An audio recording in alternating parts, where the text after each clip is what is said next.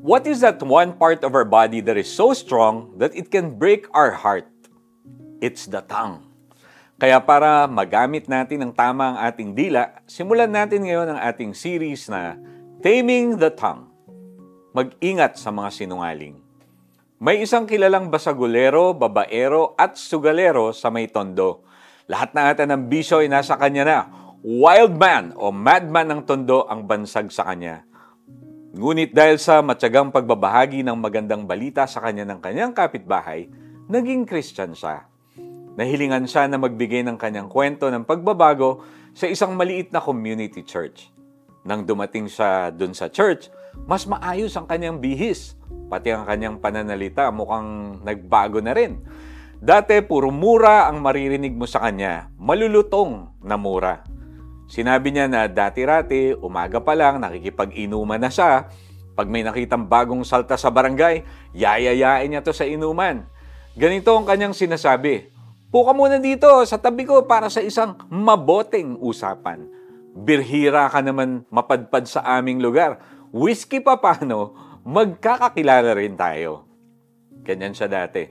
Ngunit ngayon ay nagbabagong buhay na siya. Maraming natuwa at naluha sa kanyang pagsa-share. Natutuwa dahil nagbago na siya.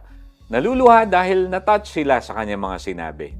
Sa katapusan ng kanyang pagsasalita, dagdag niya, "Itinigil ko na po ang aking mga bisyo sa buhay. Ang paglalasing, pagsusugal, paninigarilyo at pambababae. Nagbago na po ako." Nagpalakpakan ng marami sa simbahan. May nagsabi na, "Malakas na praise the Lord." Sinundan pa to ng matunog na hallelujah. Nakangiti ang dating siga bago sabihing, "Mga kapatid, hindi ko pa po lahat itinigil ang aking mga bisyo. Meron pa pong natitirang isa."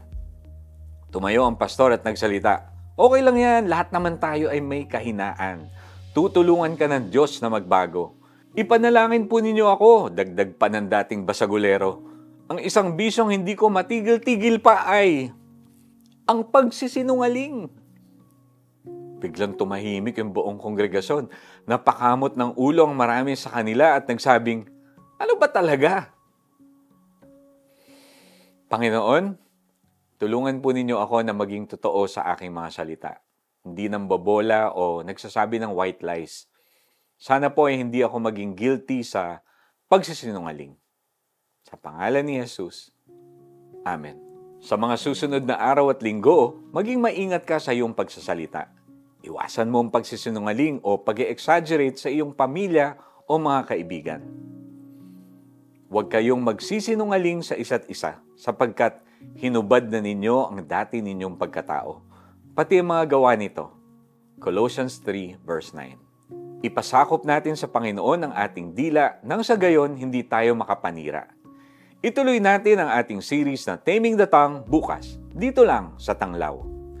This is Iko Gonzalez reminding everyone to speak words that heal, not kill. God bless you.